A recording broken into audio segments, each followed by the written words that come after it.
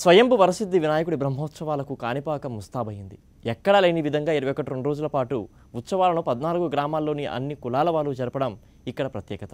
చూరుల కాలంలో నీవా నది ఒడ్డున గణనాథుని ఆలయం నిర్మించారు. సత్య ప్రమాణాలకు నిలయమైన కాణిపాకంలో నాడు 2.5 అడుగులున్న వినాయకుడు నేడు 5 అడుగుల మేర పెరిగాడు. స్వామివారితో పాటు ఆలయ అభివృద్ధి, ఆదాయం కూడా పెరిగింది. వందలు వేలతో ఉన్న ఆదాయం నేడు 40 కోట్లకు చేరింది. ప్రతి ఏడాది వినాయక చవితి ఉత్సవాలు, 9 రోజుల పాటు బ్రహ్మోత్సవాలు, 12 రోజుల పాటు ప్రత్యేక ఉత్సవాలు నిర్వహించడం కాణిపాకంలో విశేషం.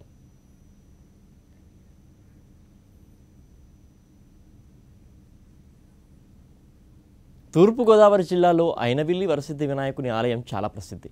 కోరిన కోరికలు తీర్చే గణపయ్య ఆలయంగా ఎంతో ప్రాచుర్యం పొందింది. వినాయకుడికి పూజలు చేయడం కోసం రాష్ట్రం నలుమూలల నుంచి కాక ఇతర రాష్ట్రాల నుంచి కూడా భక్తులు అధిక సంఖ్యలో వస్తారు. వినాయక చవితి సందర్భంగా బ్రహ్మోత్సవాల్లో భాగంగా స్వామివారికి 9 రోజుల పాటు విశేష పూజలు జరపనున్నట్లు ఆలయ అర్చకులు తెలిపారు. నవరాత్రులకు వచ్చే భక్తులకు ఉచిత అన్నదానంతో పాటు ఇతర సాంస్కృతిక కార్యక్రమాలు ఏర్పాట్లు చేశామని అయినవిల్లి గ్రామ వర్గాలు, ఆలయ వర్గాలు తెలిపాయి.